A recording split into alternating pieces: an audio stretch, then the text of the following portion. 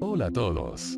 Bienvenidos a la nube de Orión. Esta es la tercera parte del iceberg de misterios, curiosidades y conspiraciones más grande de todo Internet. En esta nueva entrega se hablarán de más puntos interesantes del primer nivel del iceberg, que aún deja muchos temas interesantes por abordar. Las partes anteriores estarán en la descripción. Sin más dilación, empieza el vídeo. Estaciones de números. Las estaciones de números son emisoras de radio de ondas cortas que provienen de inteligencias de países extranjeros para comunicarse con espías que se encuentran en otros territorios. Las estaciones de números transmiten mensajes encriptados en forma de secuencias o grupos de números o letras, generalmente transmitidas mediante software de voces automatizadas, código Morse u otros medios digitales. La mayoría de los métodos de encriptamiento de las estaciones descubiertas son desconocidos, pero se cree que usan métodos que solamente pueden ser encriptados una única vez, mediante adición de un conjunto de números generados aleatoriamente cada día, que serían la llave para encontrar la verdadera clave del texto. De modo que solo se puede encontrar la solución conociendo los números aleatorios generados en la fecha en la que se suponía que debían ser decodificados los mensajes. Por su naturaleza, pocos gobiernos han liberado información sobre estas estaciones. Permiten completo anonimato de los emisores, el receptor puede estar en cualquier lugar del mundo y recibir instrucciones sin miedo a ser rastreados a través de redes de telefonía o internet. El receptor solo requiere una radio pequeña y estar en el lugar y tiempo correctos. Las estaciones de números se remontan a la época de la Primera y Segunda Guerras Mundiales. Han aparecido estaciones emisoras de mensajes encriptados en el transcurso de eventos políticos en los últimos 60 años. La mayoría de estaciones han cesado operaciones entre finales de los 90 y el inicio de los 2010, coincidiendo con el auge de Internet, teléfonos móviles y comunicaciones por satélite, tecnologías que son más baratas. Irónicamente, desde mediados de los 2010, la actividad de varias de las estaciones restantes ha aumentado considerablemente.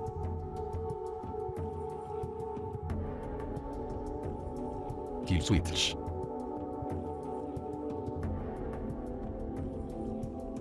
La verdad, lo único que se me ocurre para este punto es la creepypasta del mismo nombre, que, a mi juicio, no es la gran cosa. Si el iceberg se refería a otra cosa no sé cuál sea. Kill Switch es una creepypasta que nos remonta a 1989, año en el que un estudio llamado Carbina Corporation lanzó un juego que supuestamente fue famoso en Estados Unidos llamado Kill Switch. El jugador podía elegir entre jugar con un fantasma llamado Gast o una mujer llamada Porto. Los jugadores preferían la segunda opción porque era casi injugable si elegían al fantasma. Pero al jugar con Porto, esta cambiaba de tamaño durante la partida, siguiendo un patrón difícil de descifrar. El juego trata de escapar de una mina de carbón, los fantasmas de los trabajadores muertos y unos inspectores de la corporación Sovatic son los enemigos. La historia del juego es sobre una mina que estaba bajo presión de aumentar la producción de carbón. Los trabajadores empezaron a cometer negligencias para que la organización Sovatic acudiera a una inspección. Pero en lugar de apoyar a los trabajadores, estos fueron torturados. Porto consume una droga procesada en las máquinas de la mina que le hace cambiar de tamaño e intenta escapar de la mina para contar al mundo su historia. El juego era una supuesta protesta de Carbina Corporation, pues supuestamente, el pueblo de donde procedía el estudio quebró por la sobreproducción de las minas de carbón. Supuestamente, el juego se borra una vez que el jugador lo termina. Sin posibilidad de recuperarlo bajo ningún método y todos los archivos se borran de la computadora. El juego tampoco puede ser copiado. La historia dice que la única copia del juego fue comprada por un japonés que subió gameplays del juego a YouTube. Eso es todo, solo es otra creepypasta de un supuesto juego antiguo, que en realidad no existió.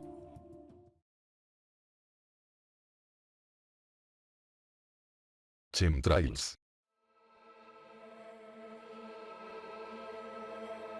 Los chemtrails se trata de una de las primeras conspiraciones de Internet que tuvo relevancia en la sociedad. Es una supuesta operación militar que empezó a inicios de 1998, que consistía en rociar desde los cielos a la población con químicos para obtener diversos fines, todos malévolos.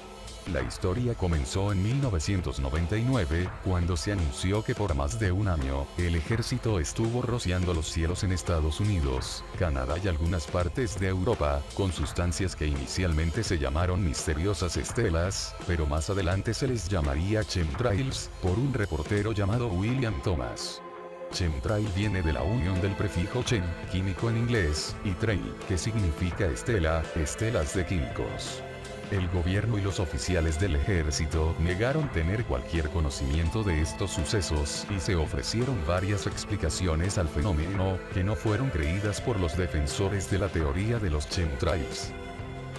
Las estelas que los aviones dejan, en realidad se trata de estelas de vapor de agua condensada que se forman debido a las elevadas altitudes a las que vuelan los aviones. Los supuestos efectos y propósitos que se atribuyen a los chemtrails son reducir la población mundial, relacionado a un nuevo orden mundial. Otras teorías dicen que son para control mental, para hormonizar a las personas, hacer más dócil a la población, causar autismo y déficit de atención en los niños, modificar el clima o para testear químicos usando a la población.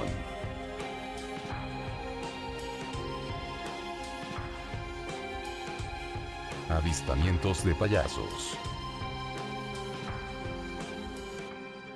En 2016 empezó a reportarse avistamientos de personas disfrazadas de payasos asesinos en lugares inusuales, como bosques o escuelas.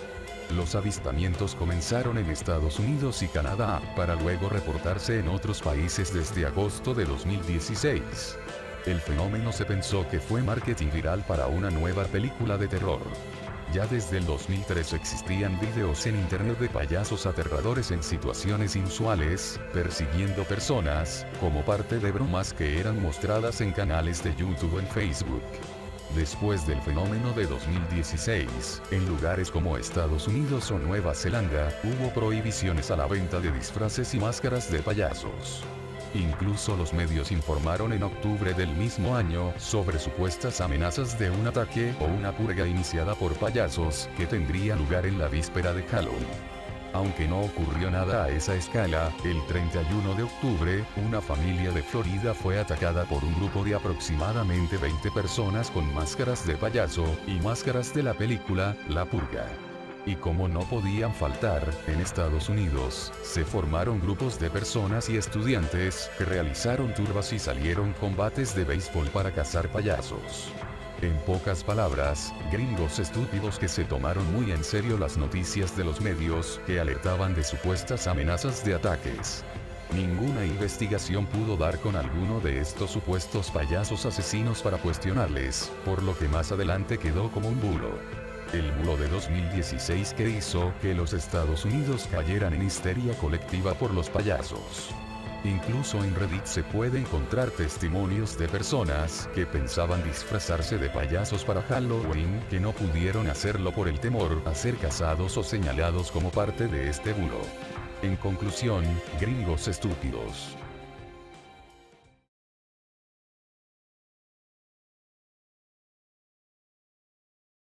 Smiley Face Killer. Es una teoría creada por un par de detectives de Nueva York que alega que un gran número de hombres jóvenes cuyos cuerpos fueron encontrados en agua a lo largo de varios estados de Estados Unidos, entre finales de 1990 hasta 2010, no se trataban de ahogamientos accidentales, como concluían las investigaciones policiales, sino que se trataban de víctimas de uno o varios asesinos seriales. La razón por la que le llama Smiley Face Killer se debe a que en varios de los supuestos asesinatos, se encontró como una conexión la existencia de grafitis de una cara sonriente cercano al sitio donde el supuesto asesino serial se deshizo de los cuerpos. El perfil de las víctimas consiste en hombres de edad universitaria, atractivos de apariencia.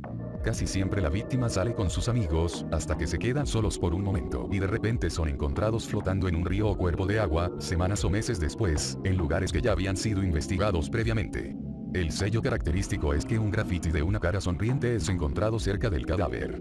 Los casos suelen considerarse ahogamientos accidentales, jóvenes que se emborrachan, se alejan de sus amigos, tropiezan y caen en el agua, ahogándose. Los casos se cierran prematuramente. Los familiares de las víctimas y voluntarios a veces trabajan durante años buscando evidencia incriminatoria para tratar de que las autoridades reclasifiquen los casos como homicidios. Ha habido muchas teorías para atribuir las muertes al asesino de la carita sonriente. Podría ser un grupo que droguen, secuestren y asesinen a las víctimas en tierra, para luego arrojar el cuerpo al agua.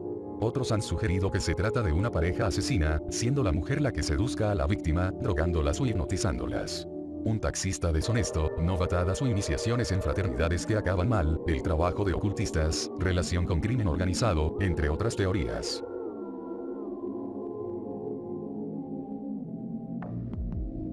Proyección astral.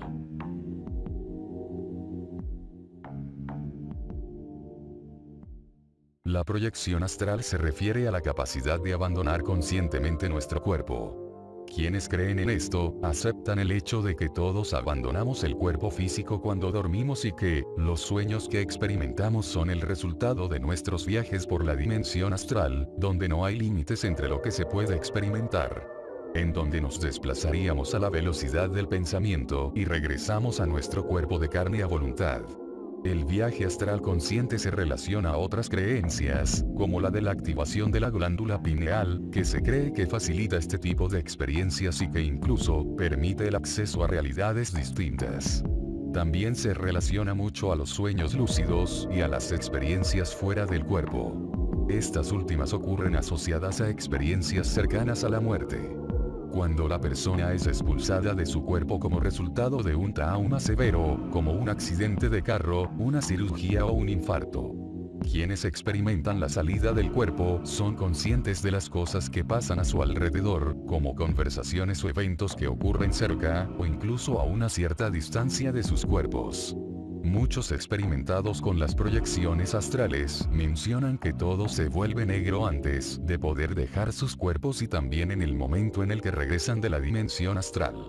Por lo que los supuestos viajes astrales serían en realidad sueños lúcidos.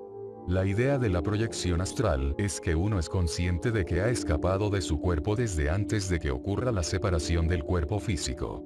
Si te vuelves consciente de que has abandonado el cuerpo, después de que la separación ha ocurrido, entonces no estás teniendo un viaje astral, sino un sueño lúcido. Mapa de Piri Reis. El mapa de Piri Reis es un fragmento de un mapa creado por el cartógrafo otomano, Piri Reis, en 1513. El mapa se convirtió en un enigma, pues, se ha dicho que el mapa no debería existir, pues muestra tierras hasta entonces desconocidas. En el mapa, se muestra una porción de lo que muchos aseguran es la Antártida, continente que fue explorado hasta el siglo XIX, y costas americanas que en ese momento no habían sido exploradas, por lo que no eran conocidas en la Europa de aquel entonces. El mapa lo elaboró a partir de 14 mapas distintos, uno de ellos, hoy perdido, obtenido de un prisionero español que había acompañado a Cristóbal Colón en sus viajes. El resto de mapas eran 4 portugueses, 8 tolemaicos, y un mapa árabe. El mismo Piri Reis dijo que lo había completado con información procedente de los antiguos reyes del mar. El mapa también incluye dibujos de animales que claramente no podían vivir en la Antártida.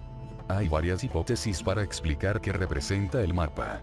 La mayoría de los eruditos considera que las similitudes con la costa antártica son coincidentales. Durante siglos, antes del descubrimiento del continente blanco en el siglo XIX, los cartógrafos habían dibujado una gran masa austral de tierra, ya que se creía que existía un continente glacia, llamado Terra Australis Incognita, que aún no se descubría. El mapa de Piri Reis sería una continuación de esta tradición.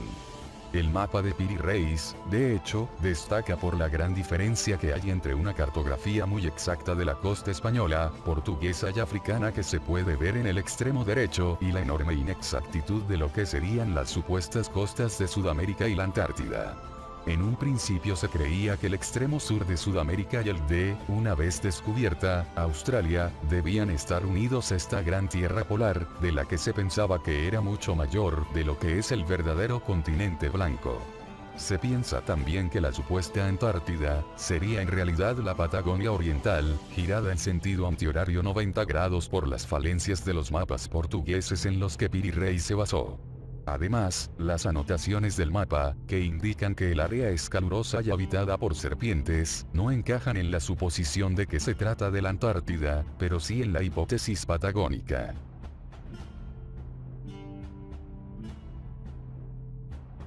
Incidente Max Headroom.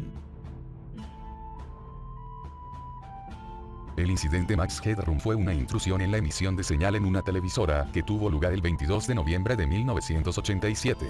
En un transcurso de 3 horas, el intruso interrumpió 2 estaciones de televisión abierta.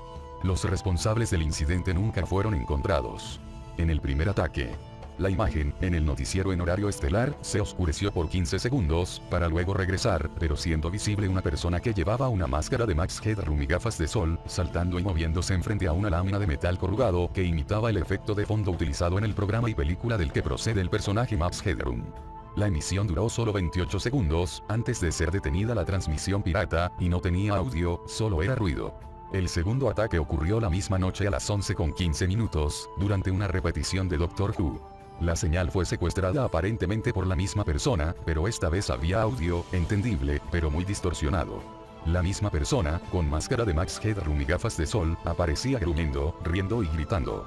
Decía frases aleatorias, incluyendo un eslogan publicitario de Coca-Cola, mientras mostraba una lata de Pepsi, para después arrojar la lata y mostrar el dedo medio.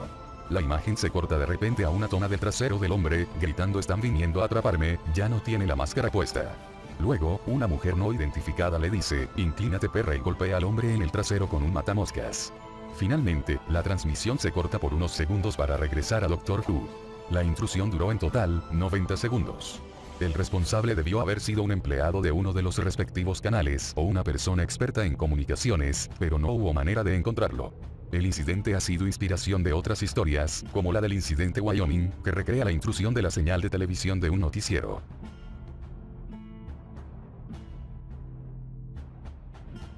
Arqueología.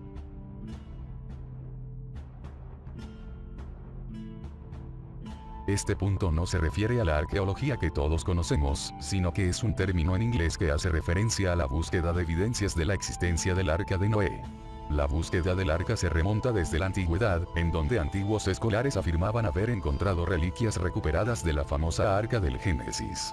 En el siglo XIX emergió la rama de la arqueología bíblica, que tiene como objetivo encontrar evidencia del arca que Dios mandó construir a Moisés para salvar las especies y a su familia del diluvio universal. Pero parece estar más envuelta en fraudes que en descubrimientos fidedignos. No es ninguna sorpresa que esta arqueología haya surgido de evangélicos conservadores, con la convicción de que el Arca de Noé está enterrada en el hielo de la cima del monte Ararat, en Armenia, esperando a ser encontrada.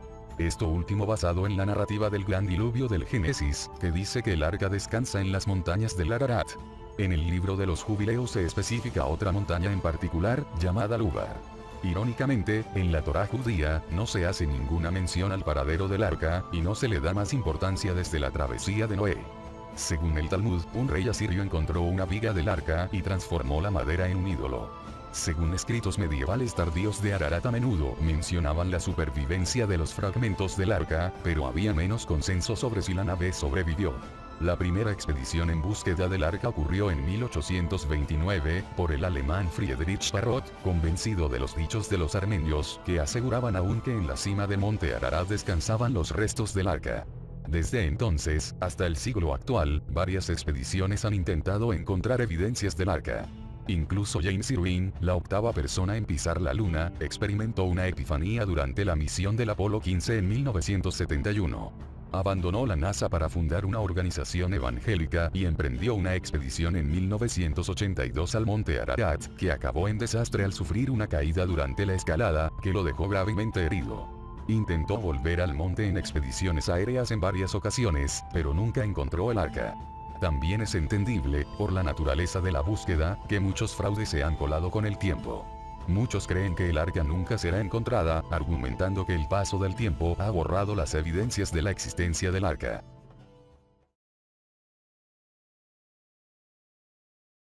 Aeropuerto de O'Hare.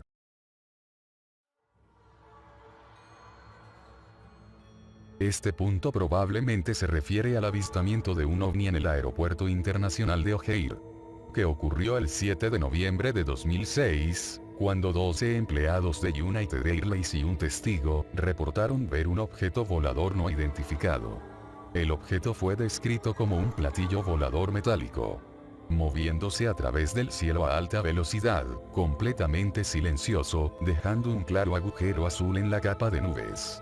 El objeto fue visto por pilotos, mecánicos y personal de mantenimiento. Los controladores de tráfico aéreo no lo vieron y tampoco lo detectaron por radar. La Administración Federal de Aviación declinó el incidente, pues no encontraron nada en los radares y lo llamaron un fenómeno climatológico. Los ufólogos argumentaron que la negativa de la Federación contradice el mandato de la agencia de investigar posibles violaciones de seguridad en los aeropuertos estadounidenses. Los medios cubrieron el avistamiento en la mayoría de medios mainstream. En febrero de 2009, en History Channel se mostró un episodio de cazadores de ovnis, cubriendo el incidente.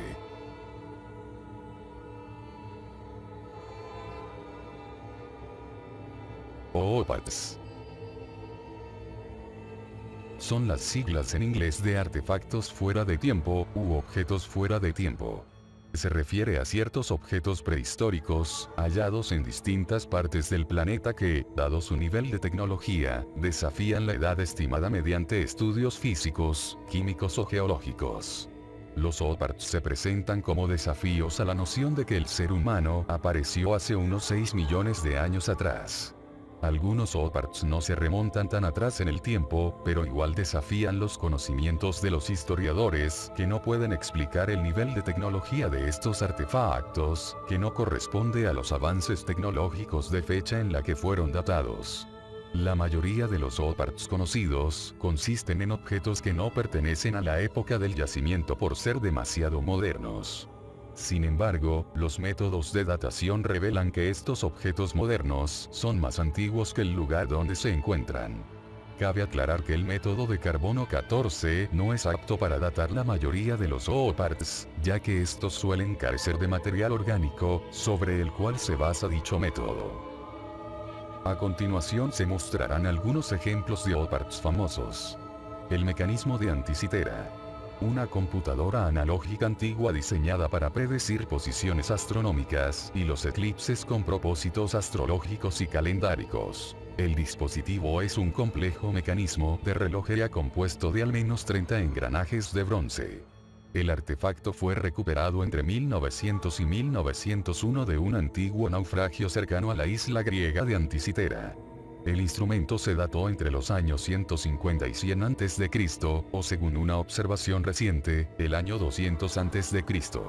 El conocimiento de esta tecnología se perdió en algún momento de la antigüedad. La batería de Bagdad. Descubierta en 1936 durante unas excavaciones en los suburbios de Bagdad, en Irak. Se demostró su uso como el de una batería moderna capaz de galvanizar objetos metálicos. Permanece expuesta en el Museo de Bagdad.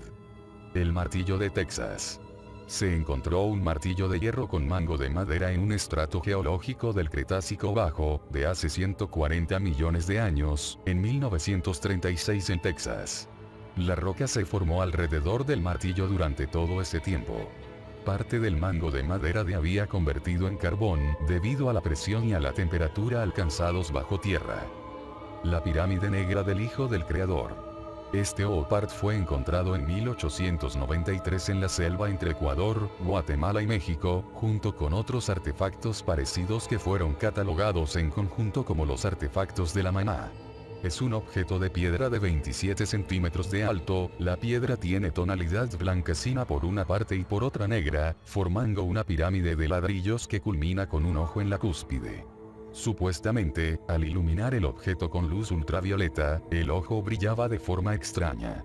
El objeto se encuentra en una colección privada, por lo que su ubicación actual es desconocida. Como comentario final, hay que decir que muchos de los OPARTs con el tiempo, fueron desmentidos o sus verdaderos propósitos fueron descubiertos. Algunos como el de la pirámide del Hijo del Creador, suenan muy poco creíbles, por lo que no hay que creer cualquier cosa que diga OPART. Es frecuente encontrar fraudes, como las famosas calaveras de cristal mayas.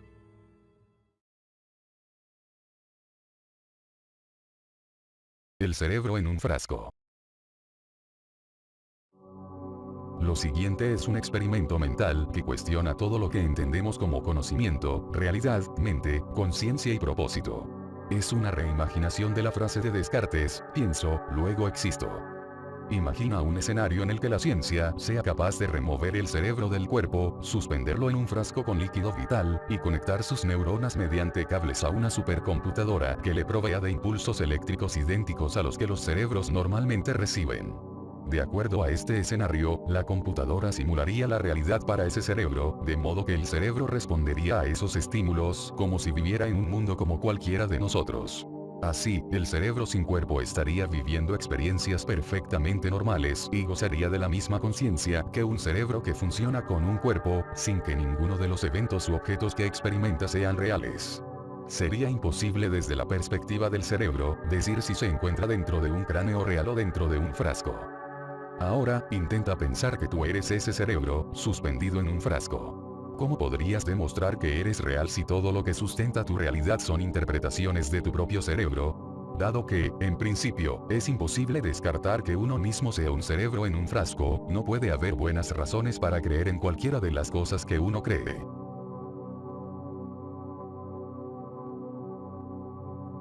El aeropuerto de Denver.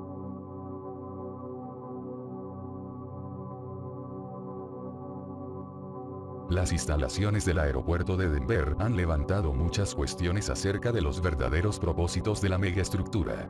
Han salido muchas teorías creativas alrededor del aeropuerto internacional de Denver haciendo referencia a bases militares, sectas secretas, criaturas alienígenas o reptilianas. Lo único que parece innegable es la profunda simbología que envuelve al aeropuerto. El aeropuerto internacional de Denver fue construido en 1995 en 34.000 acres.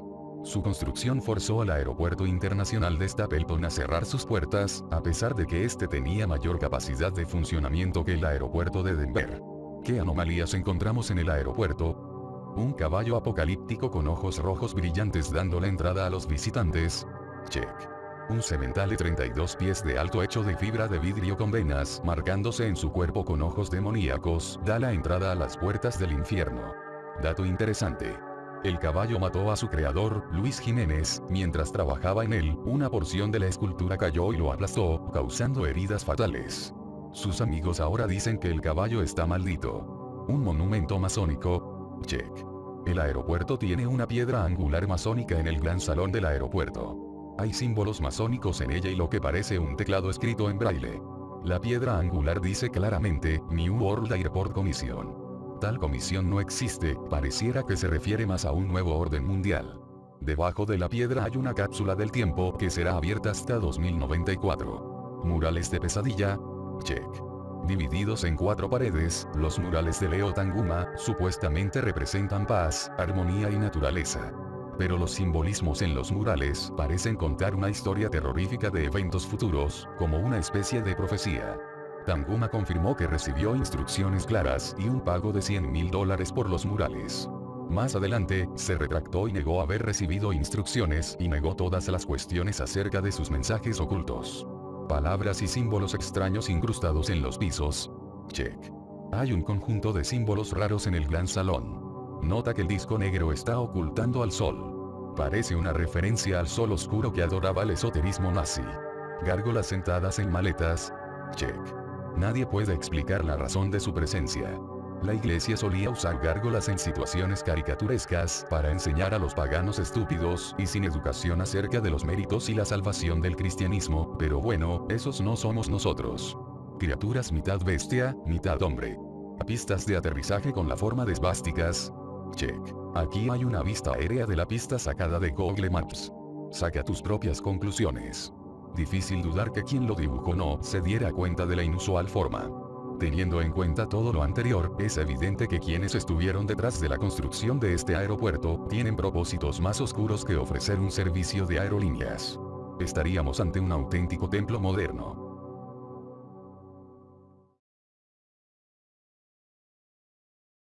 XXX Tentación asesinado por demonios. XXX Tentación fue un rapero y trapero estadounidense que se hizo muy famoso en el año 2015.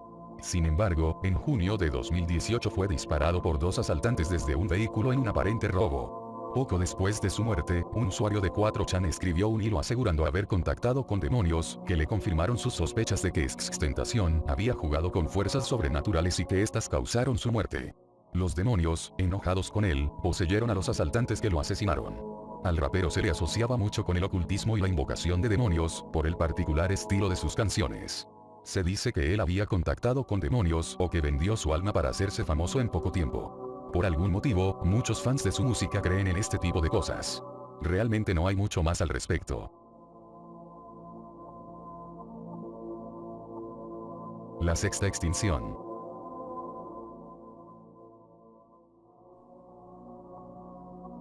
Existe un grupo considerable de gente, entre los que se encuentran científicos conservacionistas, no confundir con conservadores, que aseguran que actualmente estamos atravesando una extinción masiva, la sexta extinción masiva de la Tierra, debido al alarmante incremento en la extinción de especies.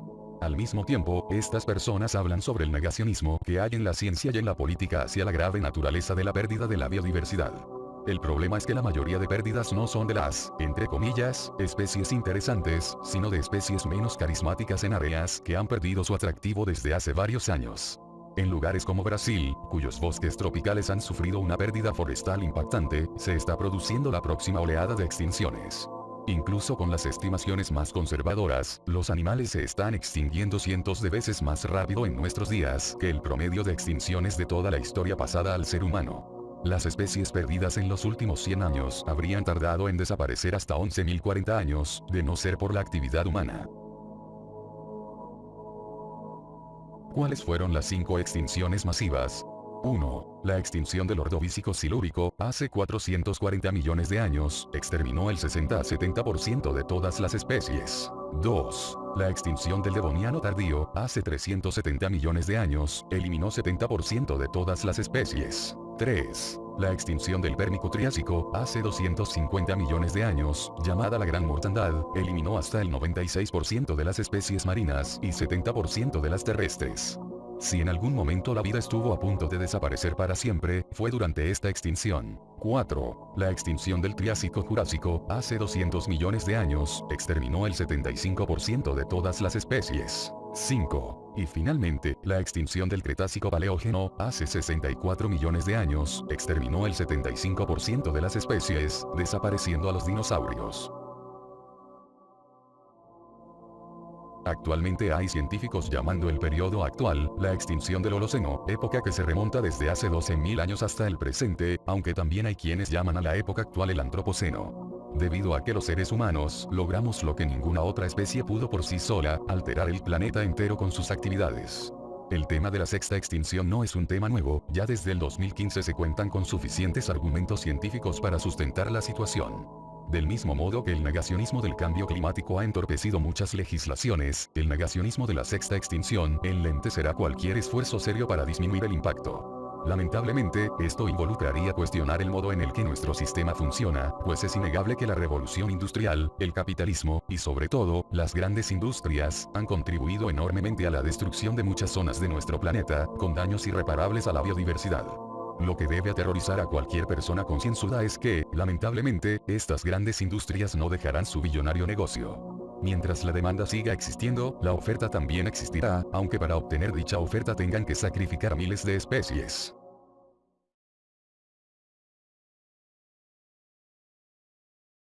The Basement Tapes. Esto se relaciona con la masacre de Columbine, ocurrido el 20 de abril de 1999. El tiroteo escolar con más víctimas mortales de su tiempo. The Basement Tapes se refiere a 5 cintas de video que fueron grabadas con cámaras del colegio de Columbine. Solo 2 de esas grabaciones, Hitman for Hire y Rampart Ranch, y parte de una tercera, llamada Radioactive Clothing, han sido liberadas. Las 3 grabaciones restantes detallan sus planes y las razones de la masacre, incluyendo la forma en la que ocultaron sus armas y engañaron a sus padres. La mayoría de las grabaciones tuvieron lugar en el sótano, The Basement, de la familia de Eric Harris, de ahí el nombre de las cintas. La última de las 5 cintas, fue grabada solo 30 minutos antes del ataque. Hicieron un video final, también grabado en la casa de Harris, diciendo adiós, disculpándose con sus amigos y familias. En diciembre de 1999, antes de que alguien más pudiera verlas, la revista Times publicó un artículo con una transcripción de su contenido. Razón por la que las familias de las víctimas amenazaron con demandar al condado de Jefferson.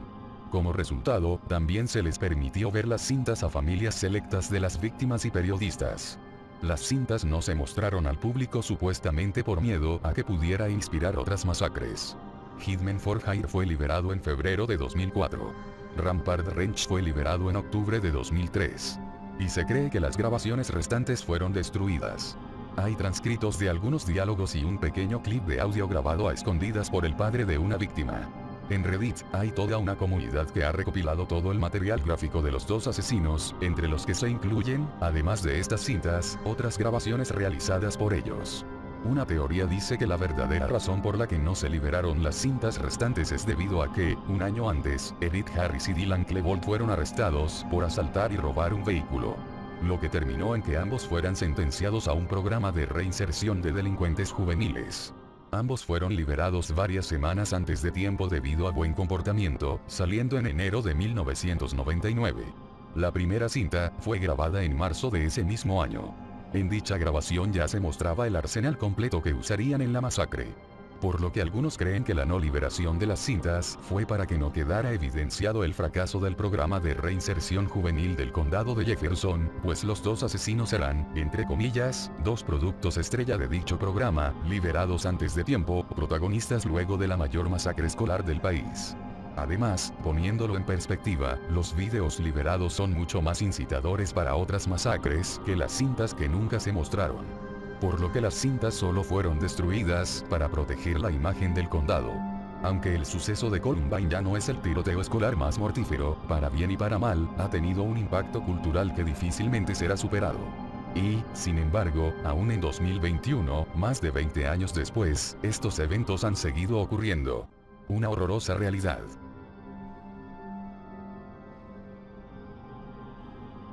MH370. ¿Recuerdan la desaparición del vuelo 370 de Malaysian Airlines, en el 2014? Un avión comercial que partió de la capital de Malasia hacia Beijing, con 227 pasajeros y 12 tripulantes, salió el 8 de marzo de 2014, para desaparecer sin dejar rastro. Probablemente la desaparición de un avión comercial más famosa de todas. Nunca se encontró explicación a su desaparición, y hasta la actualidad se siguen buscando pistas de su paradero. Como era de esperar, dadas las extrañas circunstancias de su desaparición, surgieron infinidad de teorías de conspiración. La hipótesis oficial es que el avión se estrelló en algún lugar del Océano Índico, lo que implicaría que el avión, un Boeing 777, no habría resistido el impacto y se habría destruido. El gobierno de Malasia dio información contradictoria inicialmente, y el avión desapareció de los radares de control. Se sabe que el avión tomó un giro de dirección que lo alejó por completo de su ruta programada. Las principales teorías hablan de que el avión pudo ser secuestrado, teoría que el mismo primer ministro de Malasia defendió. También se argumentó que pudo tratarse de un incendio a bordo, lo que causó que el avión se estrellara. Algunos creen que se trató de un hackeo a distancia del avión, cambiando la dirección del vuelo hacia un paradero desconocido. Otros también teorizaron que se trataban de yihadistas que tomaron el avión, pues en esa época, el terrorismo islámico estaba mucho más encendido que ahora. Una de las hipótesis más defendidas fue que Estados Unidos derribó o capturó el avión, cambiando su ruta a una base militar en el atolón de Diego García, en el territorio británico del Océano Índico. En 2015 se encontraron los escombros de un Boeing 777, en Madagascar, que se confirmó pertenecía al MH370, lo que llevó a quienes no descartaron el descubrimiento como falso, a especular que efectivamente el avión había sido derribado cerca de Diego García. Pero también se dijo que la llegada de los escombros a Madagascar se ajusta con la trayectoria oficial. El FBI, lógicamente, desmintió que Estados Unidos tuviera alguna implicación con el incidente. Otra teoría fue que el piloto habría sido responsable del siniestro, a modo de un suicidio y asesinato de los pasajeros y tripulación a bordo. La desviación del avión pasó por encima de la isla natal del piloto, de acuerdo con la reconstrucción del vuelo del capitán. Algunas personas que conocían al capitán argumentaban que el piloto tenía problemas familiares, y argumentaron que el piloto no había dejado ninguna actividad o plan social para después del 8 de marzo, fecha en el que el vuelo desapareció. La familia del piloto negó los dichos y la teoría del suicidio.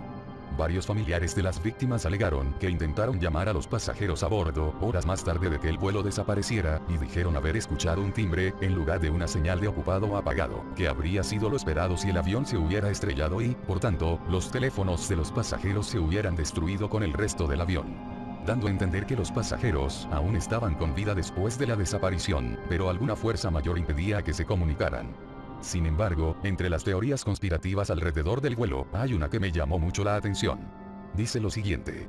4 días después de que el vuelo MH370 desapareciese, la Oficina de Patentes de Estados Unidos aprobó una patente de semiconductores, los cuales se utilizan en la fabricación de transistores y microprocesadores. La patente se dividió en partes de un 20% entre sus 5 titulares. Uno de los titulares es la empresa Freescale Semiconductor, de Texas, y los otros 4 eran empleados chinos de la compañía, cuyos nombres radican en la patente. Supuestamente los 4 inventores de la patente eran pasajeros del vuelo MH370. Si un titular de la patente muere, los demás titulares compartirán equitativamente los dividendos de la persona fallecida, siempre y cuando no se dispute en su testamento. Si 4 de los 5 titulares de la patente mueren, entonces el titular de la patente que queda con vida consigue el 100% de la patente. Ese titular de la patente restante es la empresa Freescale Semiconductor. ¿A quién pertenece Freescale Semiconductor? La respuesta es, a Jacob Rothschild. El multimillonario británico es el propietario de la empresa Blackstone, la cual a su vez posee la compañía Freescale. La desaparición de 4 socios de una patente de semiconductores que viajaban en el MH370 de Malaysia Airlines convierte al famoso multimillonario Jacob Rothschild en el único propietario de la importante patente. Aunque realmente no hay pruebas de que los 4 empleados estuvieran en el vuelo, y aunque Jacob Rothschild no sea el único propietario de las acciones de la empresa Freescale Semiconductor, no deja de ser una teoría interesante de escuchar. Aún en 2021, a varios años del suceso, continúan las investigaciones de lo que realmente ocurrió. Si algún día logran encontrar los restos en el fondo del océano, se podrá dilucidar con detalle el suceso y se cerrará uno de los sucesos que más asombró al mundo en el 2014. Bueno, eso ha sido todo por esta parte. Aún faltan muchísimos temas en el primer nivel del iceberg, sin embargo, algunos son temas con demasiada información, por lo que es complicado hacer un resumen entendible y que sea interesante de escuchar. Si les gustan estos videos, puedes apoyar con un like o un pequeño comentario. Hasta luego y gracias.